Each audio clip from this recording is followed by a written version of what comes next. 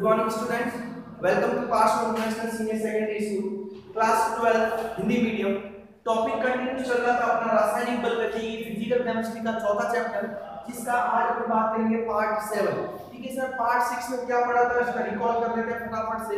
Part 6 में हम लोगों ने स्टडी की थी, इससे रिलेटेड हम लोगों ने स्टडी की थी वेग नियतांक के बारे में। के पढ़ा था हम लोगों ने। के क्या होता है कि सर के होता है कि जब सभी रासायनिक समीकरण यानी रासायनिक समीकरण के लिए अगर मैं बात करूं तो अगर उन सभी अभिकारकों की सांद्रता अगर एक हो जाए तो उस समय उस रासायनिक अभिक्रिया की जो दर होती है वही उसका क्या होता है, वेग नियतांक। ठीक है सर, चलिए आज अपना जो टॉपिक है इंपॉर्टेंट टॉपिक है, इससे रिलेटेड गारंटेड आप लोगों के बोर्ड एग्जाम में आप नीट जेई जो भी देना चाहते हैं उससे रिलेटेड जरूर एक प्रश्न आता है, वेग नियतांक की इकाई क्या है। आज का टॉपिक अपना वेग नियतांक की इकाई के बारे में चर्चा करेंगे। अब कहते हैं सर वेग नियतांक की इकाई जो होती है वो निर्भर किस पर करती है? वेग नियतांक की जो इकाई है बेटा वो निर्भर करती है आपके ऑर्डर ऑफ रिएक्शन यानी अभिक्रिया की कोटि पर निर्भर करती है। मेरा एक पॉइंट आता है, आई होप आप समझ आएंगे कि सर अभिक्रिया क्या लिखते हैं अपन, वेग नियतांक की इकाई अभिक्रिया की कोटि पर निर्भर करता है। इस पर निर्भर करता है अभिक्रिया की कोटि पर निर्भर करता है। चलिए आज अपन इसका डेरिवेशन करते हैं। डेरिवेशन इंपॉर्टेंट है, ध्यान से समझना, सारी चीजें पहले एक बार यहाँ से नोट कर लें। देखिएगा हम एक काम करते हैं कि सर एक रासायनिक अभिक्रिया ले लेते हैं। कौन सी अभिक्रिया? अभिक्रिया मैंने ले ली कि sir A plus B plus C, ये अभिकारक हैं, आपस में मिलकर के क्या कर रहे हैं, साथ साथ लिखते भी जाइएगा तो कितना बहुत टाइम मिलेगा आप लोगों को। A, B और C मिलकर के क्या बना रहे हैं, उत्पाद बना रहे हैं, यानी A, B, C क्या है, अभिकारक। अब मैं कह रहा हूं मेरे पास A के A मोल है, B के B मोल है और C के C मोल है। ये स्टोइकियोमेट्री गुणांक है जो क्या करते हैं, मोल को प्रदर्शित करते हैं। अब हम पढ़े होंगे 11th में, पहला ही चैप्टर है स्टोइकियोमेट्री के अंदर, है ना? वही वाली बात करेंगे, A के A मोल, B के B मोल और C के C मोल। अब देखो नॉर्मल अगर अपन बात करें तो इतने पोर्शन जो मैंने करवाया है आपको उसमें हमें एक पता है कि सर किसी भी रासायनिक अभिक्रिया के अगर मैं रेट ऑफ रिएक्शन लिखूं, रेट ऑफ रिएक्शन अभिक्रिया की दर वो क्या होता है, -dc/dt, यानी सांद्रता में समय के सापेक्ष परिवर्तन। क्या होता है, सांद्रता में समय के सापेक्ष जो परिवर्तन होगा, और अपन को माइनस को लगाए तो अभिकारक के संदर्भ में पढ़ रहे हैं।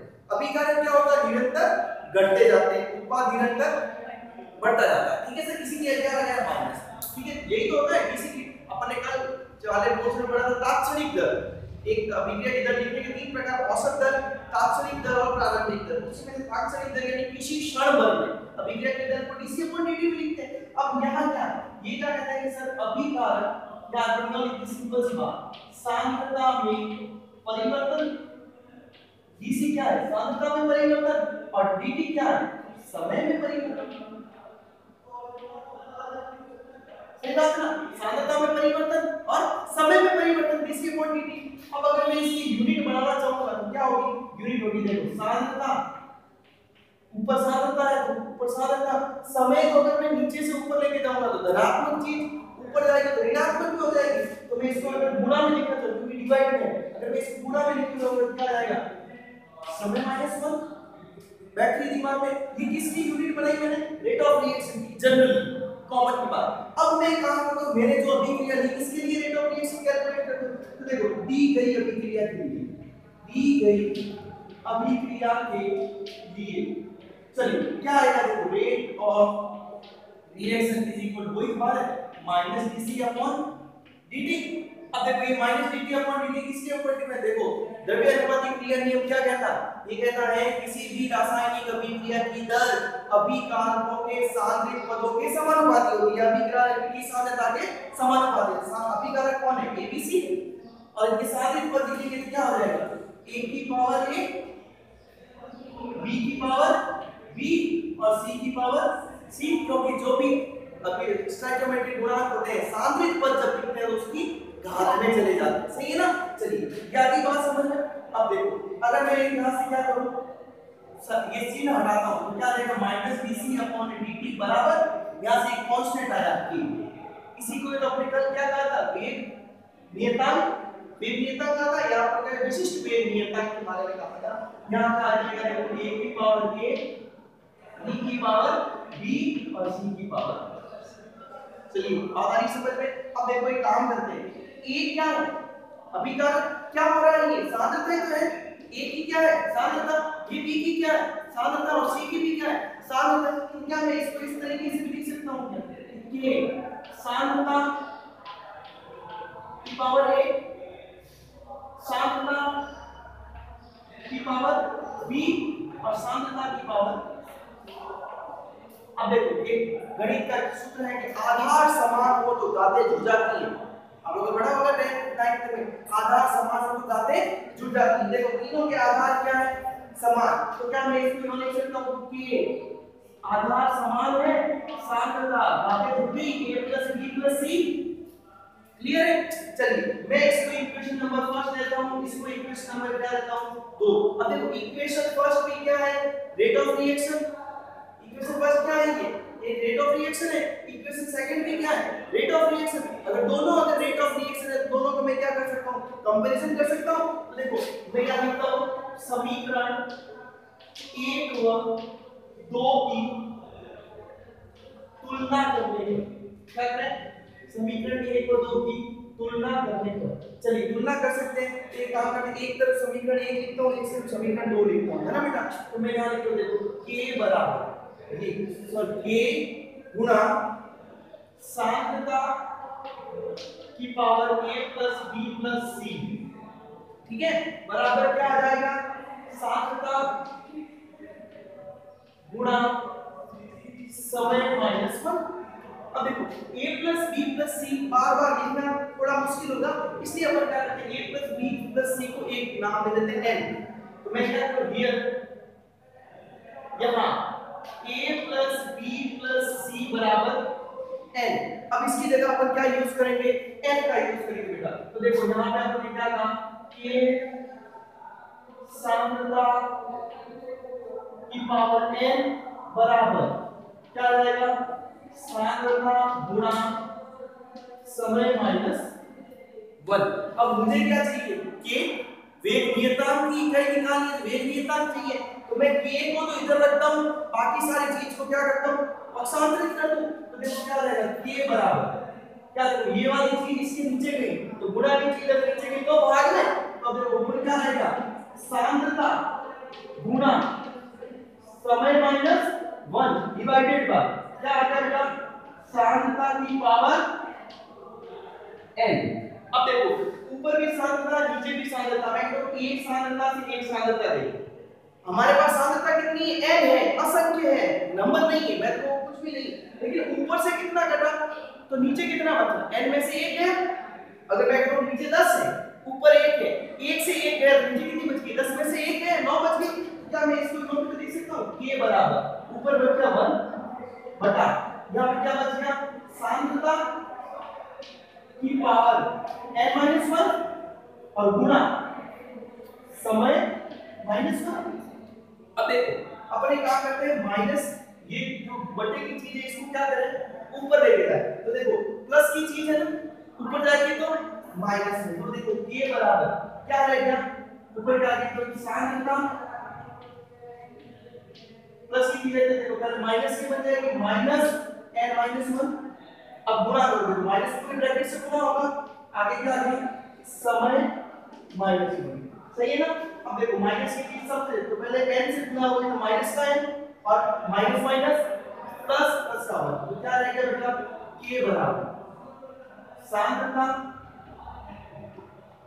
क्या आ गया देखो माइनस का n प्लस का 1 सही है गुणा समय -1। अब देखो हमेशा याद रखिएगा पॉजिटिव की चीज पहले लिखी जाती है, प्लस हमेशा क्या लिखा जाता है पहले लिखा जाता है। तो देखो क्या आ गया k बराबर सॉल्व करते हैं, देखो डायरेक्ट करने से मतलब नहीं है सांद्रता 1 - n सही बात है क्या गुणा समय -1। अब देखो सांद्रता की इकाइयां वैसे तो बहुत बड़ी होगी आप लोगों ने देखो पढ़ी होगी मोलरता नॉर्मलता फॉर्मलता पार्ट्स पर मिलियन पार्ट्स पर बिलियन, ये सारी सांद्रता की इकाई होगी। बस पर्टिकुलर इस चैप्टर में अपन सांद्रता की इकाई से रिलेटेड बात करेंगे मोलरता से रिलेटेड। क्या बात करेंगे, मोलरता। और मोलरता की क्या होती है यूनिट, मोल पर लीटर। क्या होती है, मोल पर लीटर। तो देखो यहां से हम याद करेंगे कि सर मैं सांद्रता की जगह पर मोल पर लीटर लगा दूं और समय क्या दे देता हूं, सेकंड। तो यूनिट क्या चेंज होती है, तो यहां से देखो k बराबर सांद्रता की जगह मैंने क्या लिया, देखो मोल पर litre 1 - n into second inverse. ठीक है बेटा, ये फॉर्मूला है आप लोगों का वेग नियतांक की इकाई ज्ञात करने का। ठीक है सर, इस सूत्र के द्वारा आप शून्य कोटि अभिक्रिया, प्रथम कोटि अभिक्रिया और द्वितीय कोटि अभिक्रिया की वेग नियतांक की इकाई ज्ञात कर सकते हैं और यही प्रश्न आता है। ठीक है सर, कैसे सॉल्व करेंगे, कैसे इस फॉर्मूले को एप्लीकेबल करेंगे, जस्ट अभी बात करेंगे। फटाफट से आप लोग इस डेरिवेशन का स्क्रीनशॉट लें और स्क्रीनशॉट लेकर के अपनी कॉपी में मेंशन करना है बेटा, याद रखिए। चलिए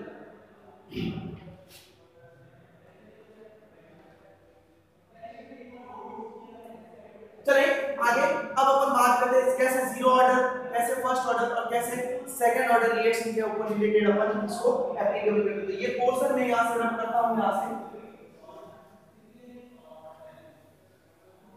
चलो फर्स्ट अब बात करेंगे शून्य कोटि अभिक्रिया, है ना। शून्य कोटि रिएक्शन के लिए अगर मैं ये फॉर्मूला लगाऊं, यानी शून्य कोटि का मतलब क्या हो गया, n बराबर क्या है, 0। यहां जो n है ना, n, ये n हमेशा क्या प्रदर्शित करता है, अभिक्रिया की कोटि को दर्शाता है। क्या दर्शाता है, अभिक्रिया की कोटि। n क्या है, अभिक्रिया की कोटि। तो n बराबर क्या हो गया, 0 लगाओ। देखो यहां से k बराबर क्या सूत्र था आपका, मोल पर लीटर 1 में से n क्या हो गया, 0 ही रह गया।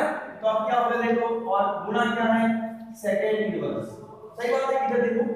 चलिए मोल, देखो यहां से 1 में से 0 गया, तो क्या बचा 1।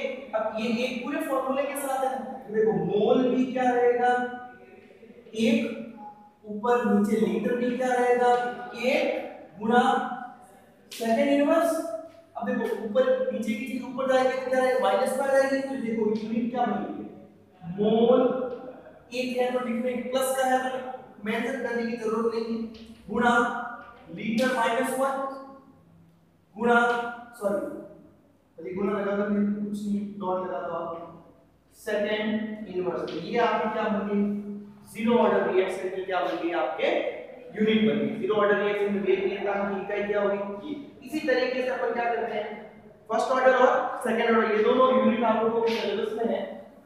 तो अपन यहां से आप जो है वो बात करते हैं, स्टार लगा देंगे यहां से, प्रथम कोटि अभिक्रिया। चलिए, और क्या फॉर्मूला था, k बराबर मोल पर लीटर क्या था 1 - n, n क्या है यहाँ पर 1 में से 1 गया गुणा सेकंड इनवर्स, 1 में से 1 गया क्या 0। तो मोल भी हो गया 0, सेकंड लीटर भी हो गया 0, दोनों को लिखने की रिक्वायरमेंट नहीं है। तो पीछे क्या बचा, सिर्फ सेकंड इनवर्स। तो ये भी 0 हो गया, ये भी 0, दोनों पद अगर 0 हो गए तो पूरा पद क्या हो गया, शून्य हो गया। पूरा पद अगर शून्य हो गया तो पीछे क्या बचा, सिर्फ सेकंड इनवर्स। सही है ना। ये क्या यूनिट हो गई आपकी प्रथम कोटि अभिक्रिया की, सिर्फ सेकंड इनवर्स। अगली बात करेंगे जो आपके सिलेबस में है, द्वितीय कोटि अभिक्रिया के लिए याद करते हैं ना। फॉर्मूला वही तो लगाना है, क्या लगाना है, मोल बटा लीटर 1, n बराबर कितना है 2, यहाँ n बराबर कितना है, क्योंकि द्वितीय कोटि है, कोटि को दर्शाता है 1 - 2 इनटू सेकंड इनवर्स। अब 1 में से 2 गया, क्या बचा माइनस का 1, क्या बचा, तो ऊपर भी माइनस का 1 और नीचे भी माइनस का 1। अब नीचे वाला -1 ऊपर जाएगा तो क्या हो जाएगा, प्लस का 1 हो जाएगा। तो बचे क्या, देखो मोल माइनस का 1, नीचे वाली चीज माइनस से ऊपर गई तो प्लस की लिखेंगे क्या हो जाएगा लीटर, और यहाँ क्या बचेगा सेकंड इनवर्स। तो ये आपकी क्या हो गई सेकंड ऑर्डर रिएक्शन की वेग नियतांक की करेंगे। आई होप आज की क्लास आप लोगों को इंटरेस्टिंग लगी होगी। ये सारे डेरिवेशन आप लोग कॉपी में नोट डाउन करेंगे और इसकी प्रैक्टिस करेंगे, इससे रिलेटेड बहुत बार क्वेश्चन आते हैं। चलिए नेक्स्ट पार्ट में आगे अपन जो है वो ऑर्डर ऑफ थिंग्स में अभिक्रिया की कोटि और अनुसंधान से रिलेटेड बात करेंगे। Thank you so much.